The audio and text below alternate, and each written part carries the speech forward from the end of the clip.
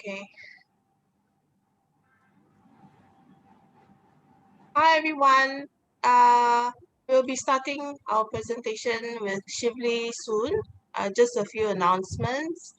For recording, we will be recording these sessions for those who can't make it or for you to rewatch this later. Recordings will be available for up to 30 days when it's being put up. We are pinning the video so that only the presenter will be recorded. This means you can choose to keep your video on or off, your audio as well. If you speak, the recording will only pick your audio but not your name. You can type your questions in the chat box if you prefer, and depending on the presenter, you can private message them. I think Shivli is okay with that. Please Yes. keep your audio mute whenever you are not speaking. Otherwise, we might pick up your background noise. We encourage you to check our Sugar and Spice Facebook group for latest updates and announcements. As for consent, please do not contact other participants outside of the festival without their consent. You can always ask them for permission through the festival or Facebook group before messaging them. We do not want instances of participants feeling violated or unsafe. So for support, uh, emotional support, please email us at emotionalsupport@sugarandspice.asia.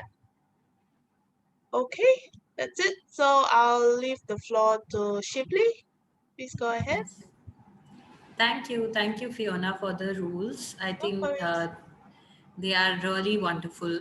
And before starting anything, I want to thank Dr. Martha, Elmer, Fiona, all of you who have been so kind and very helpful throughout all of this, and for even hosting such a wonderful festival of sorts, because I think it's very important to talk about sexuality, and usually it's seen as a topic which is tabooed, it's seen as a topic which is not something that people talk about, but I'm very happy to be here and talk to you all about it. So, today I'm going to be speaking to you all about sexuality, diversity, and inclusivity. Um, this is a topic which is quite vast, and I will definitely try to cover as many aspects as I can of it. Um, Before I start, let me introduce myself. So, my name is Shivli Srivastav. I am an Indian by birth, and my pronouns are she and her. Um, I am a counseling psychologist and a sexuality educator. So, I have my MSc in counseling psychology, and I am now a PhD scholar also. And I also learned to be a sexuality educator through my studies and through shadow learning from other sexuality educators in India, and also through my own personal reading and things like that. Um, I'm also a founder of my organization called Shift Density, which is an organization where we try to create educational dialogues about sexuality, mental health, and disability, and how they are all interrelated. And we try to give a medico legal and a psychosocial understanding and of the same. For people who are differently abled, I would like to tell you all how I look or describe how I look. So, I am Indian, so I have a brown skin and I have black hair. I recently tried dyeing my hair, so my ends of the hair are shoulder length, so the ends of the hair are brown in color. I'm wearing a red lipstick. I have eyeliner on, and I have specs. I have black specs, and I am wearing earrings, and I am, I would say, a fit body type, and I'm wearing a red dress. So that's how I look like, and this is how I sound like. So I hope this helps you make a picture of me while I'm telling you more about sexuality, diversity, and inclusivity. So, well, and for the people who can see the slides, my slides are mostly in blue and white and black. That's my theme for the slides. Okay, so let's get into the contents aspect of it. I have divided this conversation into three important aspects. So, the three important aspects are, the first aspect I'm going to be talking about is going to be on understanding the sexuality spectrum. So, when we are talking about sexuality and diversity, of course, there is um, we need to understand the vastness of the sexuality spectrum. So, I will try to do justice by explaining that. Under that, I will be talking to you about the LGBTQIA terms, pronouns, human sexual rights, and what I mean by those, like what are the human sexual rights. Then we are going to, in the second part of the conversation, we are going to talk about perspectives from around the world. So here I'm going to share with you sexual diversity in a heteronormative society, which is actually a very like a in the 150-ish, roughly 150 countries that we have around the world, most of the times it's the societies that we live in and the cultures that we live in are heteronormative. So I'll tell you what that means and what sexual diversity during heteronormative society means. And we are going to talk about some of the sex positive practices from different countries and cultures, and how that can be really helpful for people who for other countries to mimic and learn from. Then in the third aspect, I'm going to be talking about developing a lifestyle towards inclusivity. Here you will not find a lot of written material because I would like to speak with you about these.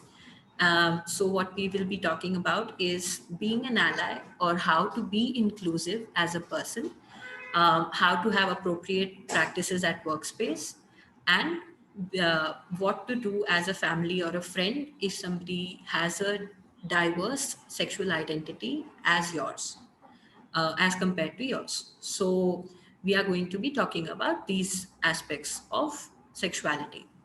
At any point of time, if you have any questions, please feel free to raise your hand in this and ask me a question, or Fiona can take the question because I cannot see the Zoom screen fully. So maybe Fiona, you can help me out with that. And if there is any question, I'd be very, very happy to answer. Um, if I can give you a tiny background of mine, so I have been in this field. I started working in the field of sexuality when I was 18 or 19 years old, because I was just a curious teenager, and then I was studying psychology. And as I grew older, I started learning more academically also. And now I have made that into my therapeutic work also. I'm very proudly one of the, I would say that I'm a queer affirmative counseling psychologist. So what that means is that when there are people with different sexual diverse identities who come to me, I like to work with them with an approach that benefits and supports them, and not try to take their experiences away from them. So that's what queer affirmative practitioner also does. So that's what I also do. So while I'm talking, I would also like to share some experiences of my clients whom I have taken their prior consent of, and I will share some of my experience of being a practitioner in this field for now three years or so. Okay, so let's move to the first topic, which is the understanding the sexuality spectrum. So when we look at the sexuality spectrum, the most first thing that we think of is the pride flag or the queer flag. Um, when we are talking about the queer flag, it has different colors, and different sexual identities have different colors denoting certain aspects of it. One of the most common colors that you will see are purple, blue, green, yellow, orange, red, brown, and black. And all of these have some significance to it. So, for people who are differently able, I would like to explain it to you. So usually purple is a color which shows the spirit of of the sexuality. Then blue shows the harmony between our human experiences and our sexual experiences. Green is for nature, yellow is for sunlight, orange is for healing and to actually like healing not and healing here is not a bad word or not a sad word that you are hurt and that's why you're healing in general in this sense is seen as a sign of growth and as a sign of achievement that you are healing from within yourselves. Red is for life, brown is for inclusivity, and black is for diversity. As if you can just look at the black aspect of it, there is no pure black. There are always shades of black. So that's what the pride flag talks about, and this is just one of the ways to that we can show that this is how vast the sexuality spectrum is. So let's try to move on and understand different aspects of sexuality. So what you can see in my slide right now is a gingerbread person. A gingerbread person, I'm sure you would know. When there is Christmas, people try to make gingerbread houses with the cookies and decorate it. This is a gingerbread person, which is talking about the different aspects of sexuality. So, um, one of the most important question that I get asked on a daily basis is what is the difference between sex and gender? Interestingly, I come from India, where quite a large population speaks Hindi. And in Hindi, there is no terminology which has a different word for sex and different word for gender. In Hindi, the word for sex is ling, and the same word is for the gender as well. But in English, we have different words. And why is that so? Is because they both are different from each other. Um, so if you're looking at sex, sex can mean like two things majorly. One is the act of sex, which is not what we are talking about right now. The other is the biological sex or sex assigned at birth. So what that means is what kind of body organ is something that you're born with.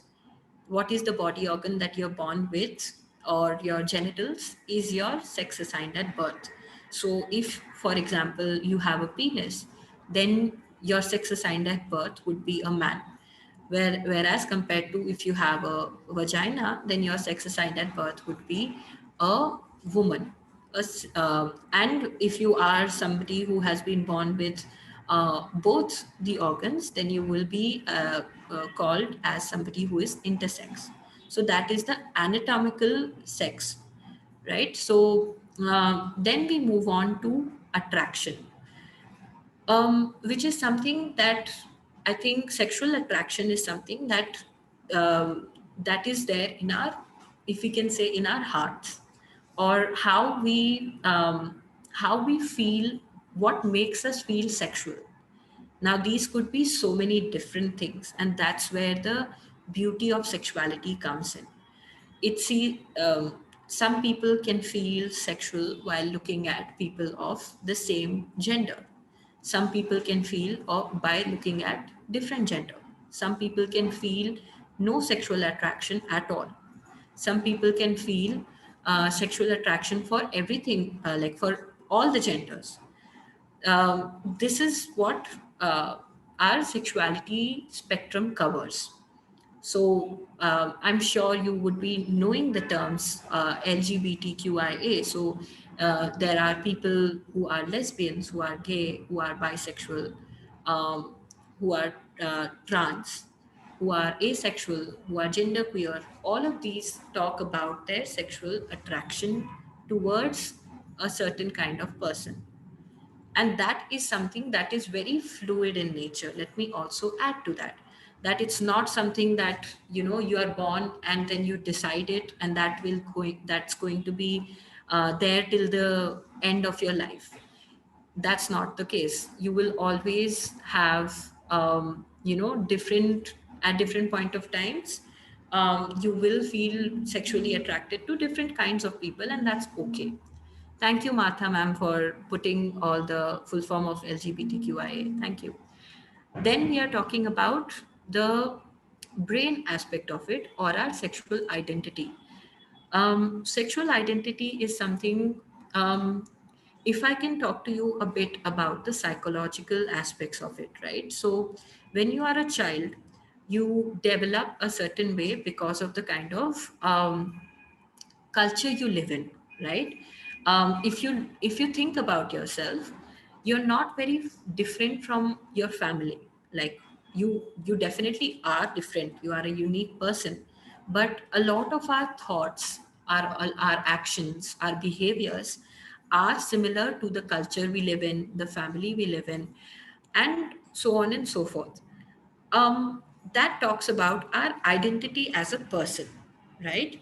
And our sexual identity derives from something similar, which is a similar aspect, which talks about how do we see ourselves as a sexual being. So that is what sexual identity talks about. So if we see ourselves, and here there are so many aspects of it which comes in. For example, our body image, how we look, how do we feel about our body, how do we feel about how we look, how we present ourselves, what kind of clothes we wear, what kinds of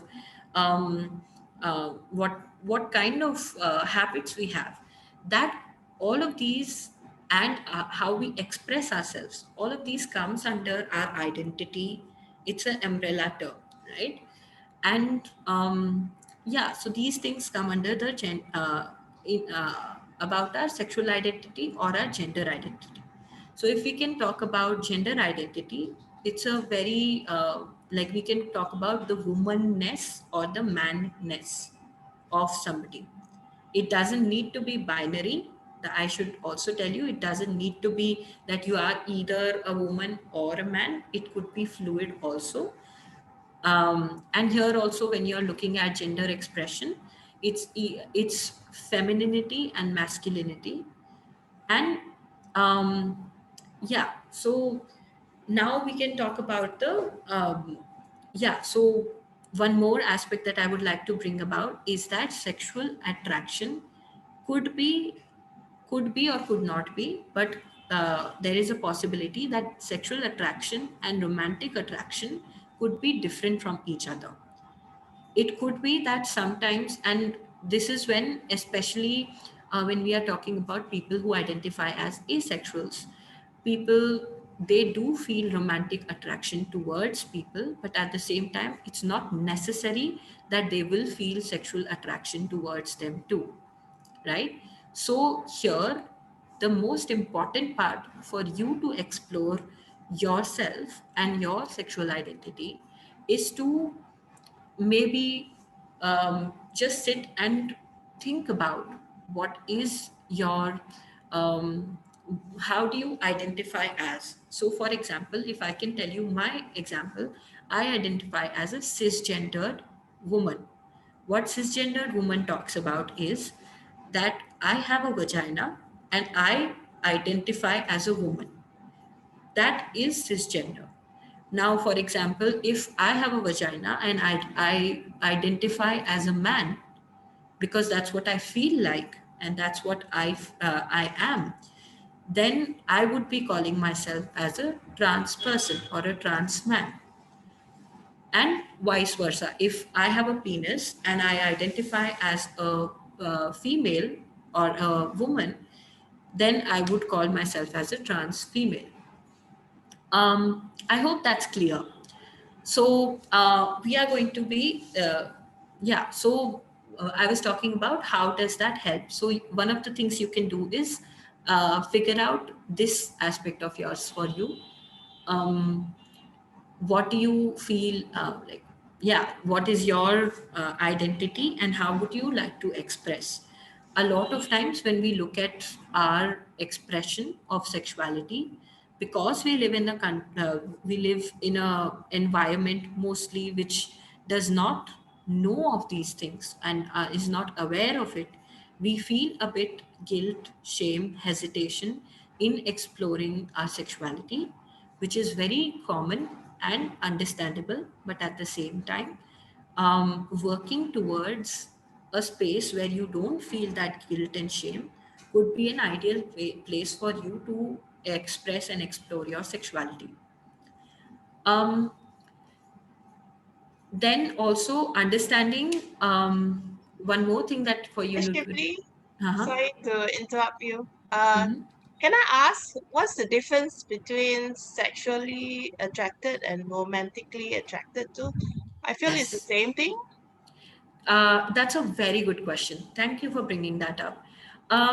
So the difference is, for example, and I'm so happy that you brought it up because I was just going to bring it up myself too.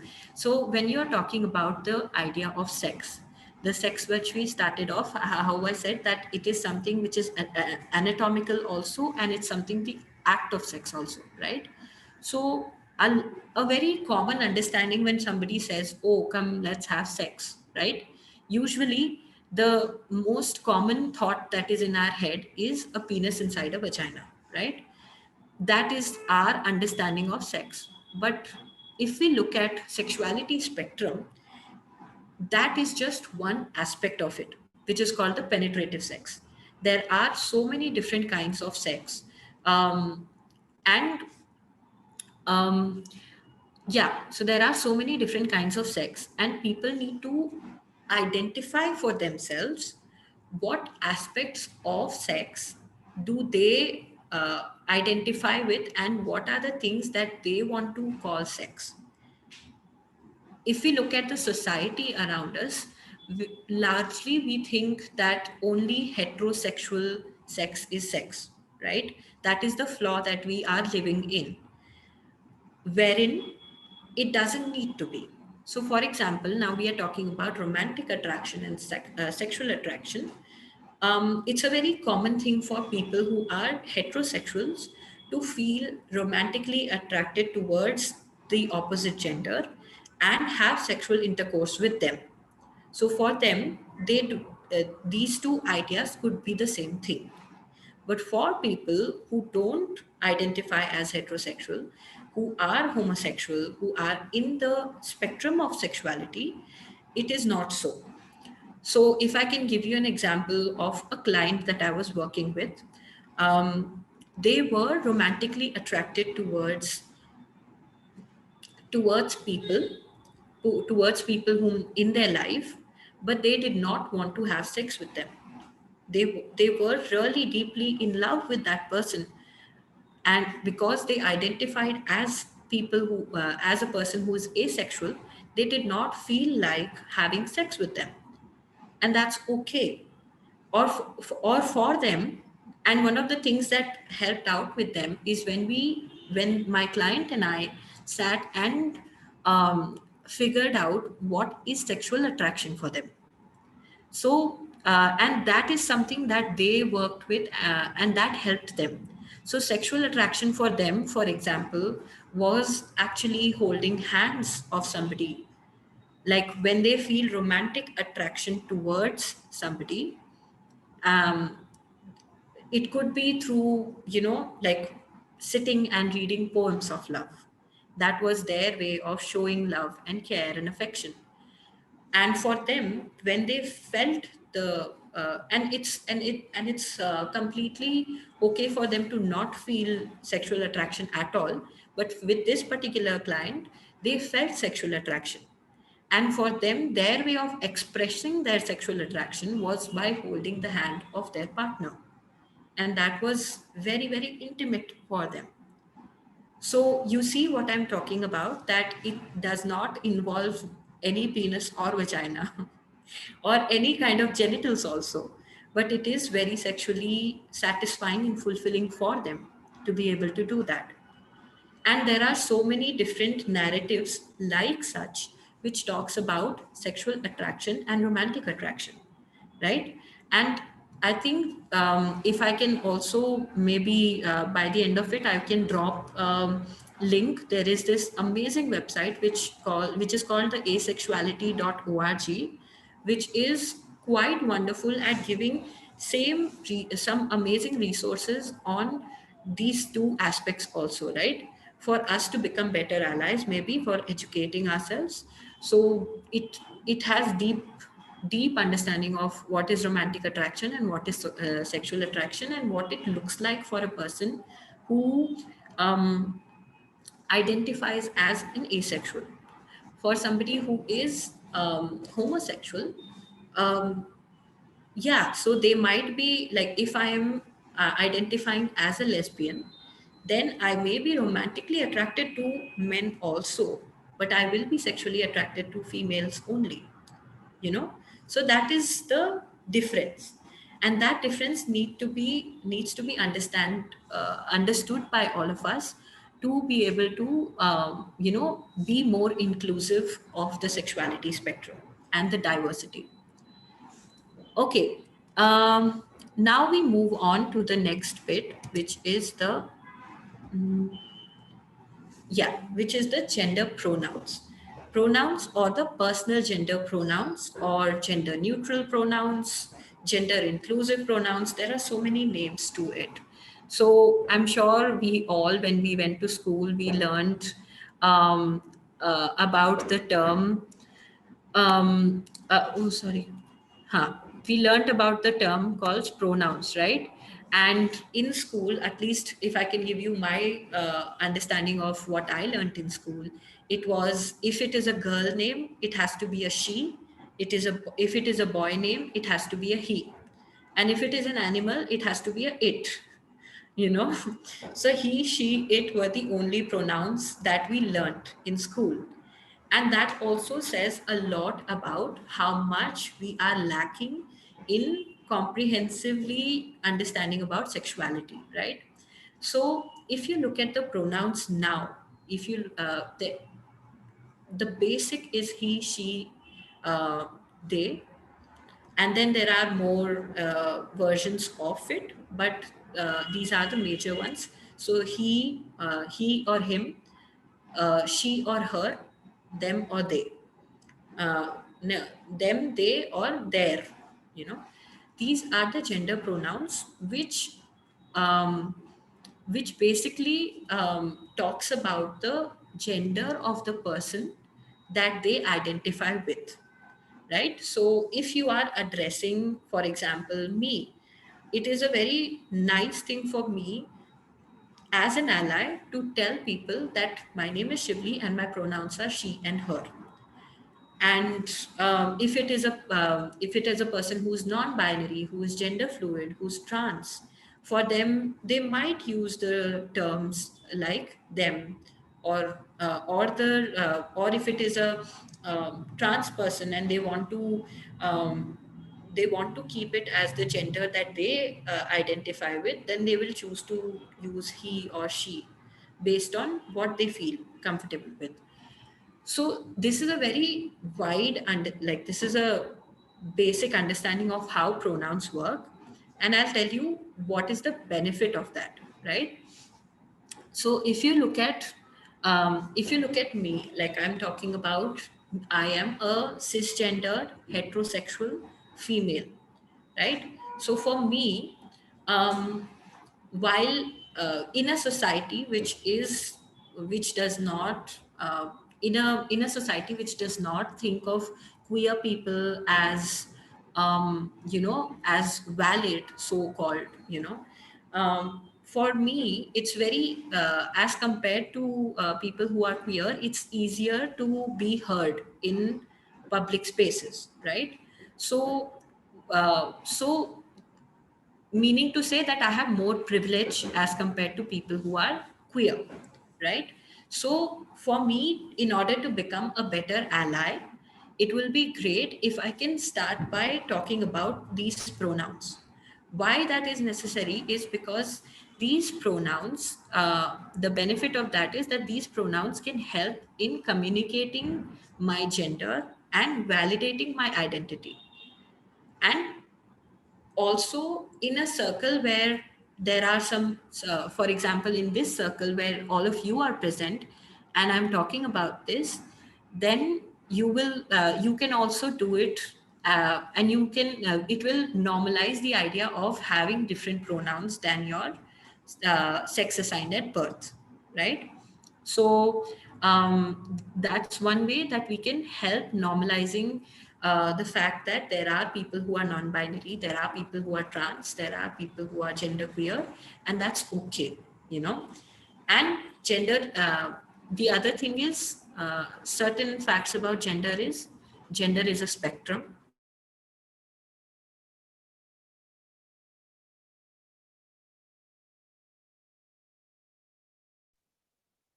Yeah, Shifley, your screen froze. I don't know whether her internet cut out. Maybe. Your screen froze.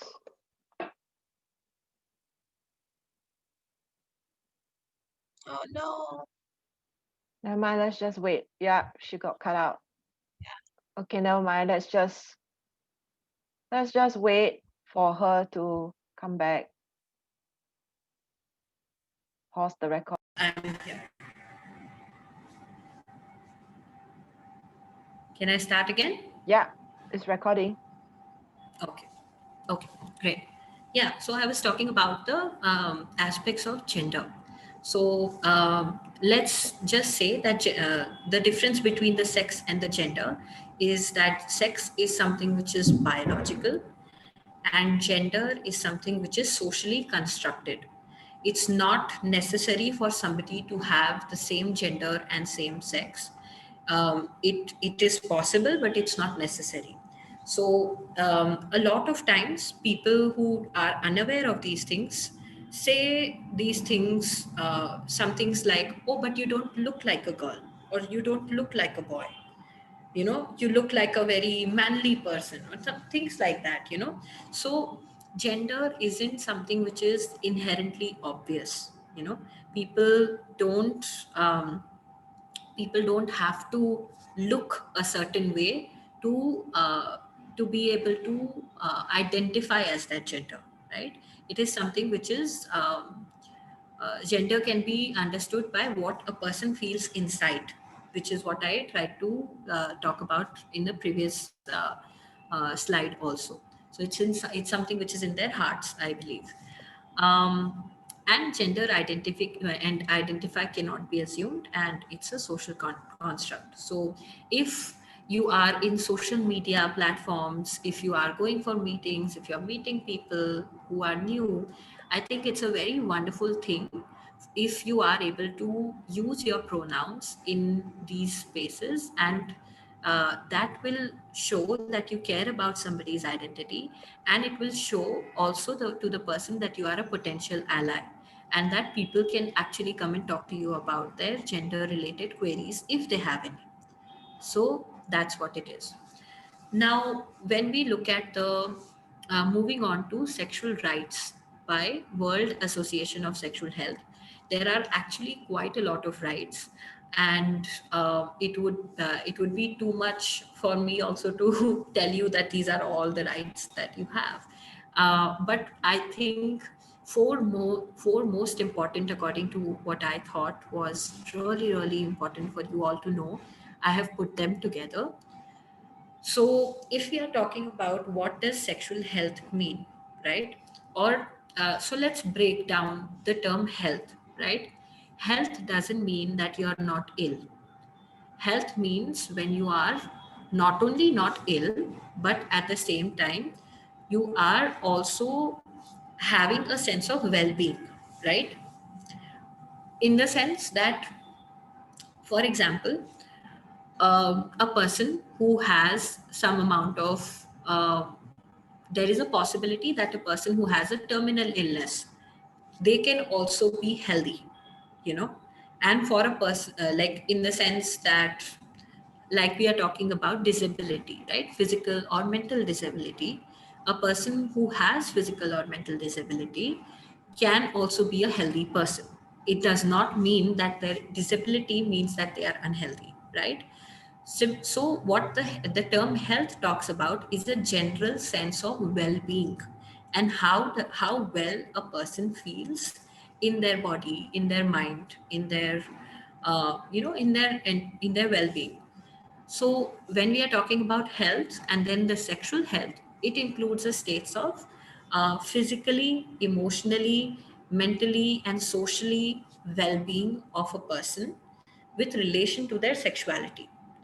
So, if we are talking about, if I can also narrow it down or break it down to you, we are talking about sexual health in the terms of how do we feel physically, how healthy do we feel physically with regards to sexuality? How healthy do we feel mentally or emotionally about our sexuality? And how does a person feel socially while they are talking, exploring their sexuality? And this aspect is something which can really impact a person's well-being in general, because social well-being is not on us, it's on the society that we live in, it's on the laws and things like that, which I will share with you in the second part of our conversation. Then we are talking about the sexual rights. So sexual right of a person is based on the inherent freedom or freedom, equality, and dignity for all human beings, and a commitment to protect them from the harm. So, I'm sure you would be understanding there is a huge difference between the being kinky and being abusive, right? So, a lot of people can think that, you know, being kinky is exploring their sexual freedom, exploring their dignity, exploring their equality, and that's very true. But being kinky also comes from a space of consent, from a space of mutual active consent, aftercare, and so many aspects of it.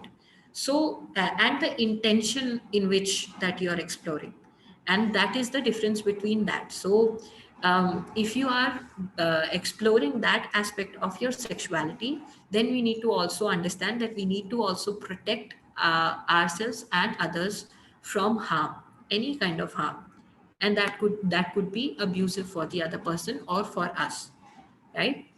Then the next part is sexuality is a source of pleasure and well-being that fulfills and contributes to our overall fulfillment and satisfaction. So what that means is that, if you look at mammals are the ones which have sex in that way, and human beings and dolphins are the two species of mammals which have sex for pleasure. For them, sex is pleasurable. For all the other animals, they have sex for reproduction. So if you look at, maybe you can YouTube this thing, that if you look at the mating calls in all the lions and dogs, they have a particular time in the year, or once in how many ever years, where they have a particular mating time where they mate or they have sex in order to reproduce, which is not so for a human being or for a dolphin. So what we are talking about is that we are the species that enjoys sex as a pleasure thing, which adds to our overall fulfillment of our lives.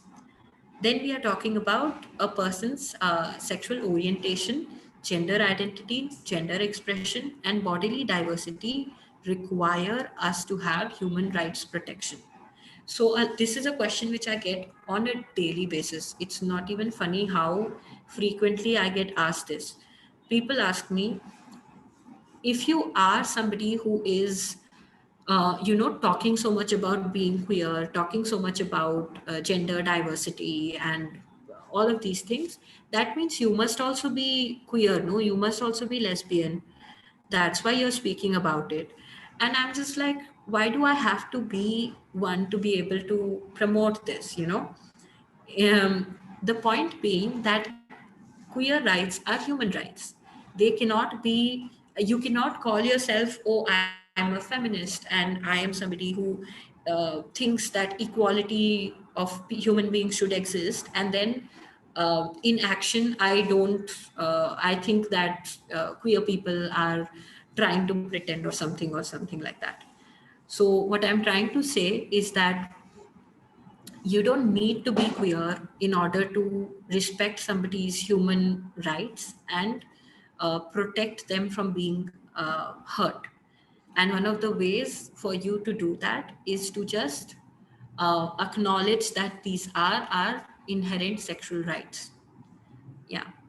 Okay, so that concludes our first aspect of the conversation. Then I will talk to you a little bit about the sexuality perspective from around the world. And let's try to understand different aspects of sexuality from different aspects of the world. So, if we will start with sexual diversity and heteronormative society.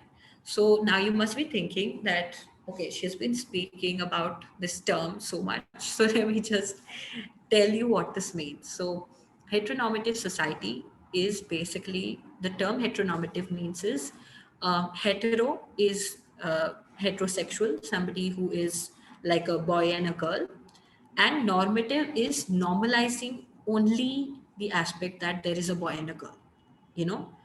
So heteronormative societies are the ones which just normalize that one boy should fall in love with one girl and that is it, wherein the opposite of heteronormative society is an inclusive society, which is a society which not only includes boy and a girl, but also girl and a girl, man and a man, whoever and whoever. It really doesn't matter as long as there is active consent and mutual respect.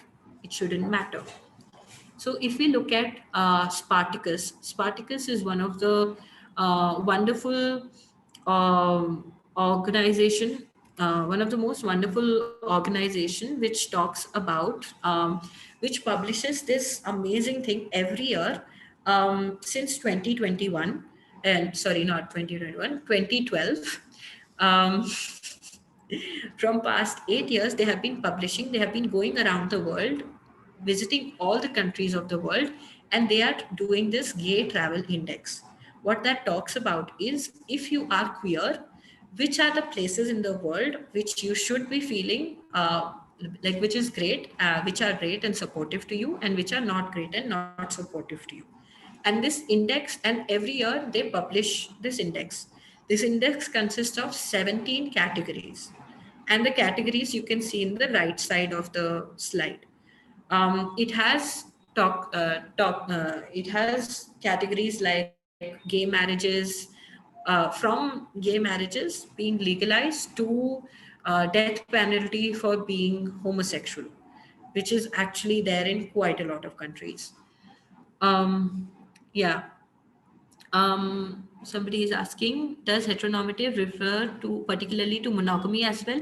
Yes, it does. It sadly does. So there is this idea of this was a PM question. Okay. So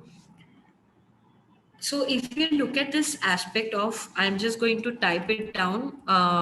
If you look at this aspect of charm circle, charm circle is basically a circle which talks about, the center is the center is all our values and all our moral values and all our religious sentiments that a person can have. And then near to them is all the things which are quote unquote taken as what is normal, what is allowed. And then on the outer circle are the things which are not allowed, quote unquote. So even if you are a boy and a girl, then you have to be in a monogamous relationship. You can't have a polyamory setting according to heteronormative society, not me. uh, and then even if you're having sex with that person, then it has to be a certain position only. You cannot try any other aspects of it. You cannot be kinky. It has to be probably, I'm just guessing, probably man on top because men are superior, something like that. um, I'm just guessing these things. But yes, so you look at the heteronormative society, they are quite linear and quite tiny, with regards to what they prescribe. And the opposite of it is an inclusive society, which talks about there is no bound of what you can and cannot do, or who you can and cannot do it with. Even like for even if you identify sex can be done alone as a masturbation thing, or with a partner, with multiple partner. uh, like it really doesn't matter as long as there is consent, active consent going on. So thank you so much for the question. Yeah. So going back to what Spartacus is doing, they aim to monitor the safety of queer people in each country and also increase the awareness of their grievances. So if I can just quickly take for the people, I'll just quickly read this out. The 17 categories are anti-discriminatory legislation, marriage or civil partnership, adoption if it is allowed or not, transgender rights, intersex or third option if it is available or not in the country, then equal age of consent, if there is a ban in conversion therapy or not. If for people who don't know, conversion therapy is basically a kind of therapy. It's more illegal in quite a lot of countries, and where basically people think that homosexuality is a disease and can be cured. So people are taken to these so-called therapists, and they try to convert them into a person who's heterosexual. And how they do that is basically by shaming you and guilting you into, being, conforming to the community norms. So if you are somebody who wants to have sex with same gender person, they will say, no, no, this is not right. This will bring shame to your family. This will not give you kids, and so on and so forth. And these could be few of the ways that people try to so-called convert people. And it's not a great thing for, of course it's not a great thing for people who are queer, and this is the reason why. Then the next aspect is LGBT marketing, or in many cultures it's also called GLBT. Basically talking about if there is even a conversation of this aspect of it or not. Then the religious influence, HIV travel restrictions, anti-gay laws, homosexuality, if it is illegal or not, if the Pride parade is banned or not, if the locals are hostile towards people or not, people who are queer or not, if there is any prosecution that is being done, where uh, there are quite a lot of countries still where being homosexual is banned and you can get prosecuted for being homosexual, where death penalties happen and murders also happen. So these are all the ways that they can find out if queer people are safe in that country or not. And every country gets a marking. So the countries with the most marking are the ones which are the most, um, what do we say, queer positive, and the countries with the least marking are the ones which are not queer positive. And this is the what I'm. So, are you excited to see which are the countries which are queer positive? Because that's in the next slide. So, um, okay. Yeah. So if you look at the ones from the top 10, of course, there are some roughly 150 countries or so that they have seen. The top 10 are the ones which are, um, yeah, yeah. Oh yes, Taiwan is there. But these are the countries like Canada, Malta, Sweden, Austria, Argentina, Netherlands, Spain, United Kingdoms, Uruguay. All of these are countries with where being homosexual is actually it's supported. It's they have non-discriminatory laws. They have like for example, actually you will see that in the next slide. I'll tell you about the top three countries, which are Canada, Malta, and Sweden. And for the countries like Afghanistan, Libya, United Arab Emirates, Yemen, Iran, Saudi Arabia, Somalia, Chechnya, these are the countries which are quite um, where homosexuality is not seen as a um, like it's not seen as a choice of lifestyle. And quite a lot of people who are homosexual in these countries face a lot of atrocities for being homosexual and for having different gender like sexual diverse identity. Now, when we are talking about why do these things happen or how do these things happen, so or how do people even get the idea of boy and girl, or who, like, these sexual ideas.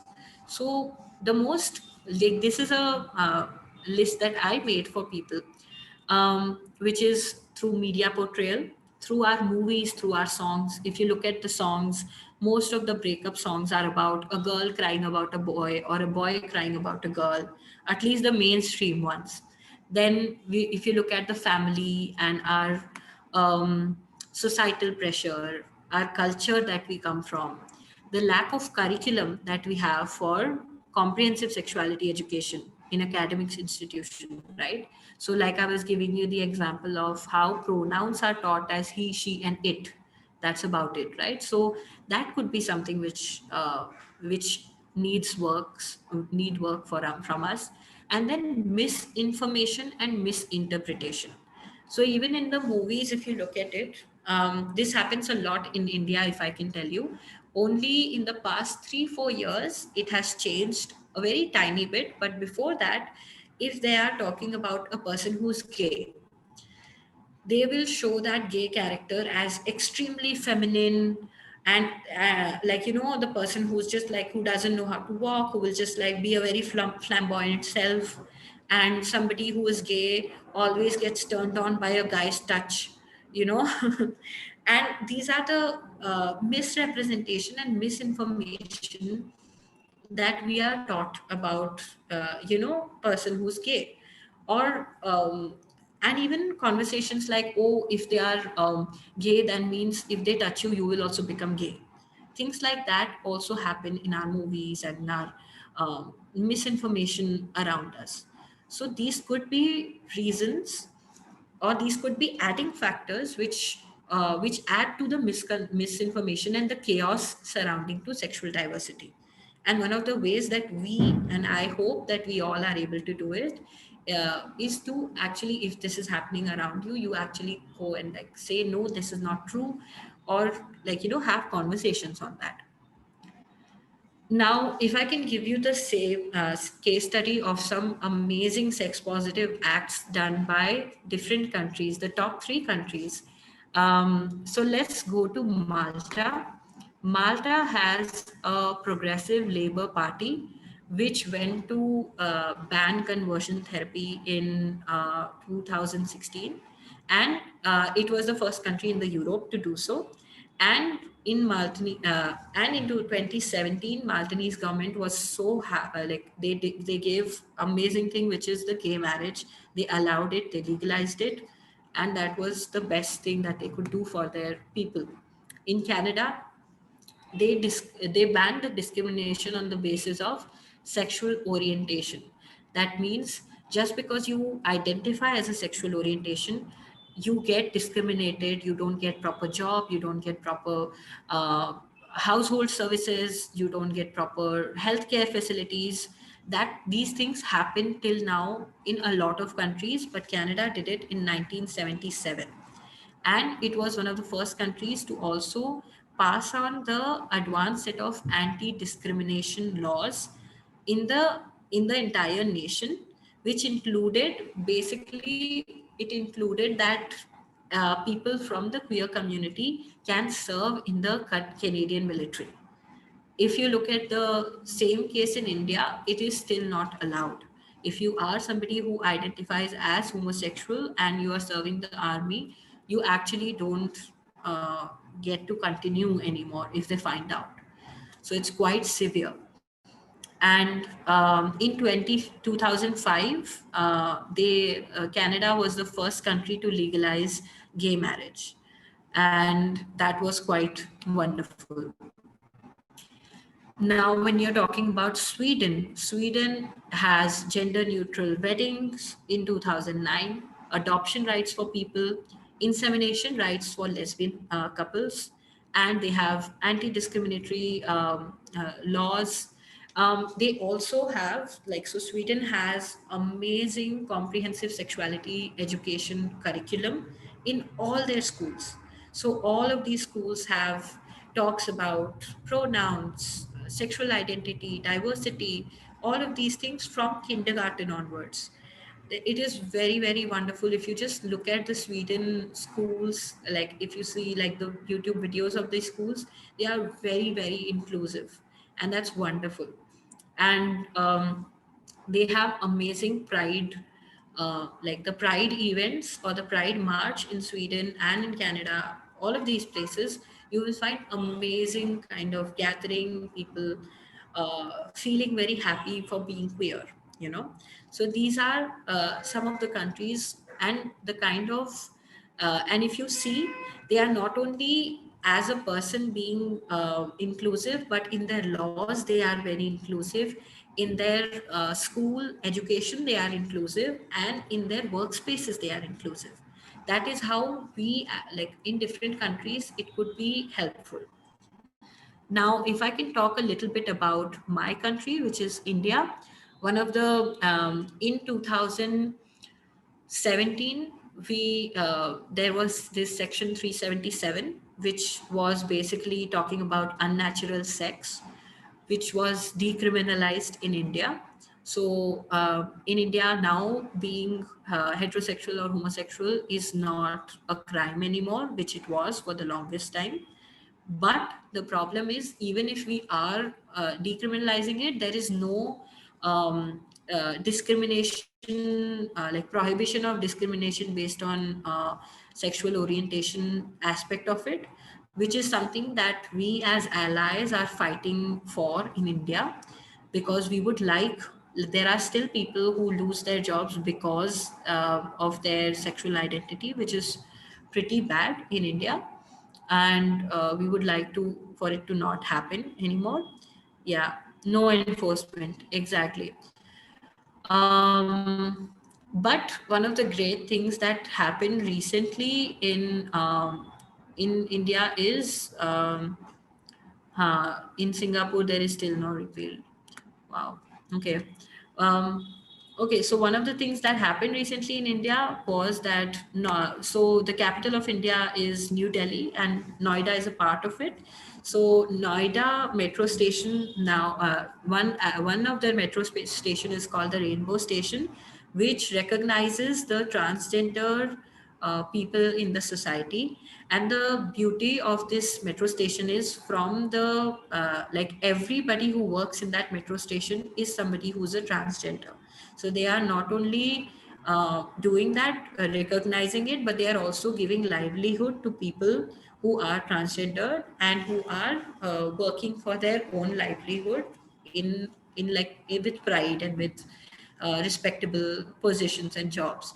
And that is something which is a very tiny step, I must say. It's not a huge step, but I really hope that this is something that happens in all the stations, or like some aspect of it happens in order to be more inclusive.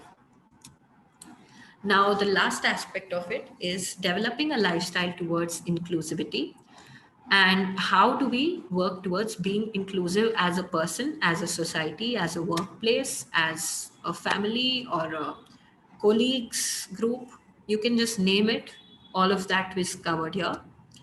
So one of the most important thing is to be queer ally, which is ally is basically a person who does not belong to that group but feels for the cause and also acts on it. So that is what an ally is. So I identify as a queer ally, which means that I'm not a queer person, but I support their queer laws and queer rights, you know. So, one of the first things that you can do is to take the struggle as your own.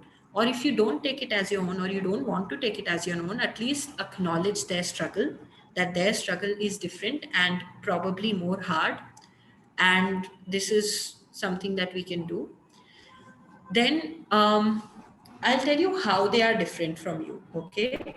So if you are a person who is heterosexual and you're born with you're born with certain kind of privilege, that means you don't have to struggle with your gender identity. You don't have to struggle with the idea of coming out to your parents.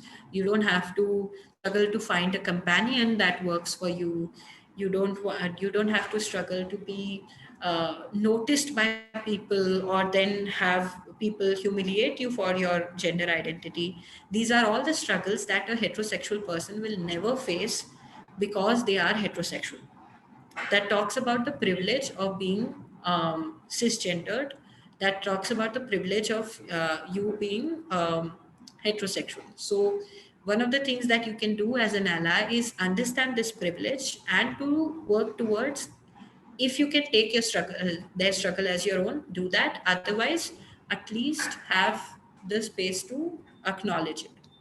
Then transfer your the benefits of your privilege to those who lack it. So passing on the mic by telling them that, hey, this happens and I don't know about it, but here is a person who is a queer person, and pass on the mic your privilege to them, you know. Then amplify their voices, and then your own. Like, you don't have to say things like, I know all of everything about, you know, being queer. I don't know anything about being queer. I have just learned it through like working with queer people.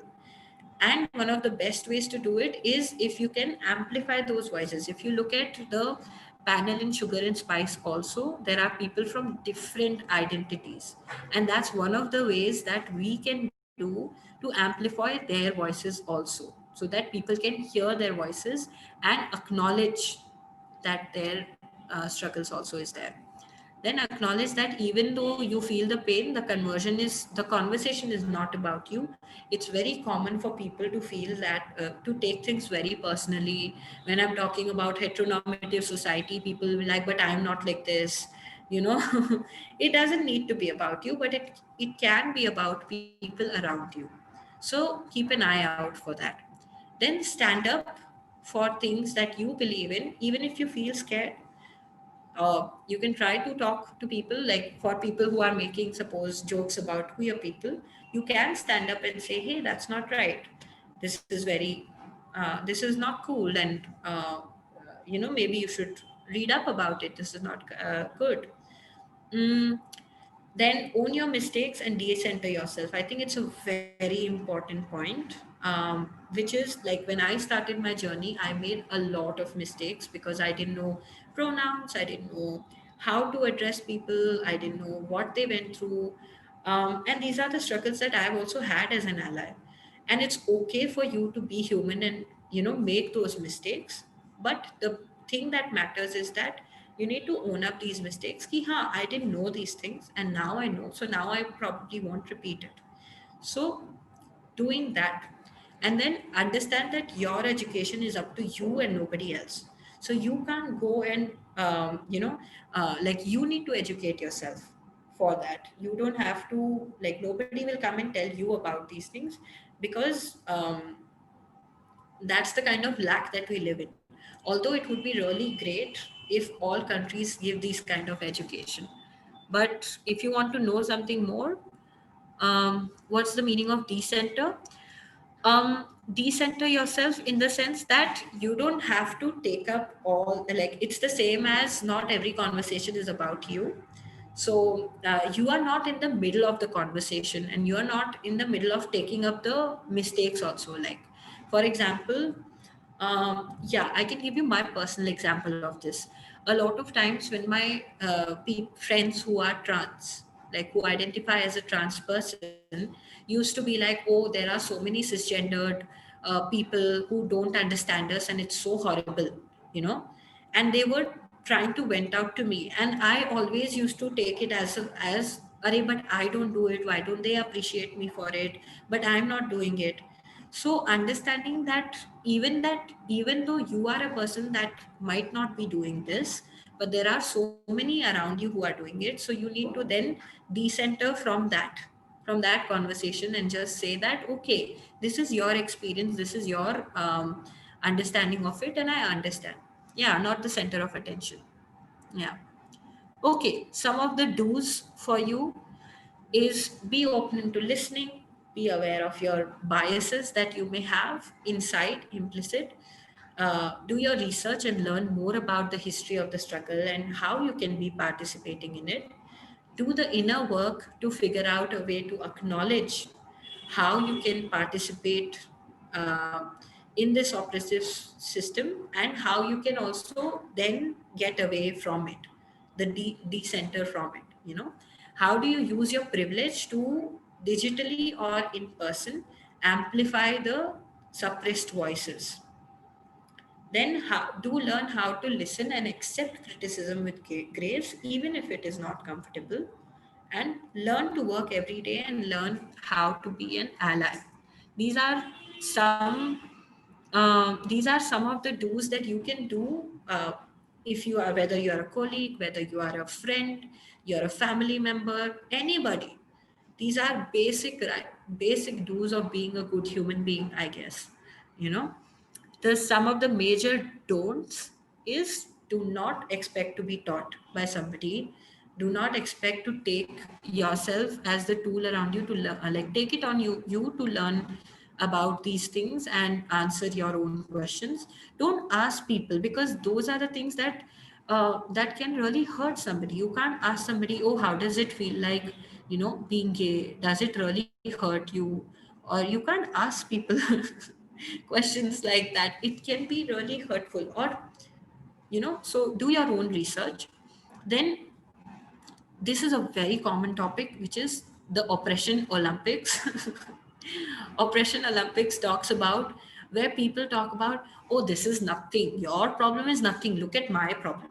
Mine is bigger than yours, of course, And a lot of people don't even understand their privilege. Like I was telling you, right? If you are a heterosexual person, you are obviously in more privileged place than if you are a homosexual person, right? So don't participate to win a gold medal in this Oppression Olympics, where you have to compare how much is your struggle versus how much is another marginalized person's struggle. Then don't behave as if you know the best for them. Don't behave like, oh, maybe you need to stop doing it, then you will be fine. That's not helpful for a person. Let's not generalize also about this thing. Yeah, the victim blaming, victim game. Yeah. Then do not take the credit for the labor of others. You don't have to take the credit for everybody, and do the work that don't take the credit for people, for the labor of others who have been doing, and you just stepped into the picture and you're just like, oh, I won. Nobody's winning in this game. Then don't assume that every member of a underprivileged community feels oppressed. That's also very important for us to know, that people don't need to feel oppressed all the time. It's okay. Some people are completely okay with what they have and what they are. So let's do that. Then the next is inclusive practices in workspaces. So this is something that I personally feel very proud to say, that these are things that my company has worked on. So and we don't we have these inclusive practices in my workspace. My organization works like this. So we have emphasized the business into talking about diversity and inclusivity. My The people who are in my organization identify as queer and are very comfortable, and that is how I work with them. Like, because it's an organization which talks about sexuality, that like there are a lot of organizations in India which talks about sexuality and has only cisgendered people talking about sexuality. And that's very paradoxical, because you're talking about sexuality, you need to include different voices also. So there are people who are transgendered people, there are people who are non-binary people who work with my organization, because we believe in the cause of um, inclusivity. Then recognize these biases. For a workspace, a lot of people think, like, for example, in India, if I can give you the example of India, a lot of people have this issue of, oh, if we employ equal women in the workspace, that means we'll have to do, there will be like a lot of more sexual harassment happening. Women are the problems of sexual harassment happening, is what the most of these companies feel like. And that's these are all these biases which is coming from a very women hating kind of a space, where we don't want to work with women, which is why we are going to blame them for everything. you know then uh, attaching point to it is the last point, which is hold people accountable or hold leaders accountable. So women are not the cause of sexual harassment. People who are harassing are the cause of sexual harassment. you know so hold them accountable and make them work, work through that. Then practice inclusive leadership and provide sponsorship program. Let people from different kinds of creative and sexual backgrounds come in with you and work with you. That is one of the ways that we can make an inclusive space for every one of us. Yeah. Okay, so that's been my time. I can see we have to also wrap up, and I can open for the questions. Uh, but yeah, I've just been talking so much that yeah. So let me just tell you a little bit about me also here, that you can find me. I would be very happy to connect with anybody, as long as they are respectful. I would be happy to work with you and to talk to you. My organization's name is Shift Density. You can reach at me in Facebook, Instagram, LinkedIn, Spotify. We have a podcast. Then shiftdensity at the rate gmail.com is our email ID. And you can always reach out to me and talk to me. Um, One of the things that I would like to say, before I open for the questions, is um, in my journey of being a sexuality educator and a mental health professional, I believe that there is nothing called a perfect ally or a perfect, perfect person here. I have also made mistakes, and I will obviously continue to make it, because I'm a human being. So as long as you are open to making these mistakes and being imperfect at it, but still trying, that is something that we can all aim to. And I really hope that there is a world where, people are sexually diverse and at the same time treated respectfully for their diversity. So that is the aim that I have. I can see there is a, yeah, yes. Thank you so much, Fiona, for that. Okay, so do you all have any questions? Should I, yeah, if you can unmute yourself and talk, or you can type it in the message.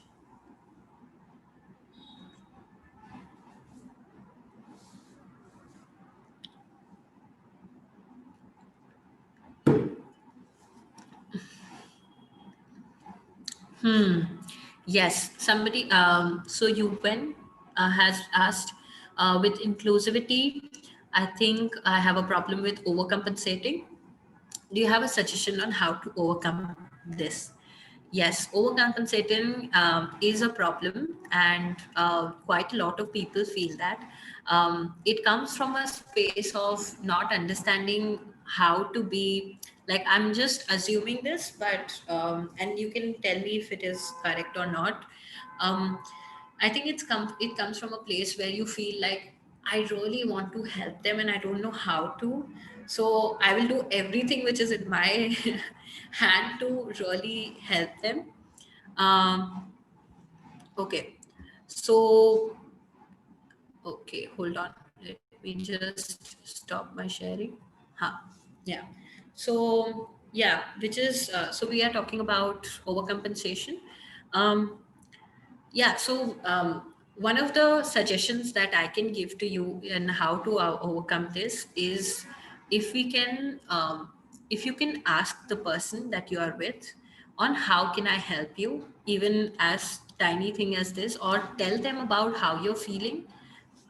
For example, if I have to, I feel like I'm overcompensating with a friend of mine who is, and I'm trying to be inclusive, which happened with me, honestly. I would say things like, I really want to help you, and I feel really bad that, society is in a way that, you don't get the kind of support that I get. So in that case, what can I do for you that will help you? Like, what do you need from me? What will help you? So something like that will make it more personal for that person, and will make it more easier for that person to also feel comfortable in their own skin and tell you what it is exactly that they want. So that is something that you can do, and then it won't feel like overcompensation. Then it will feel like you doing something for them. I hope that makes sense. Any more questions? Anything else? Or should I then work towards wrapping it up?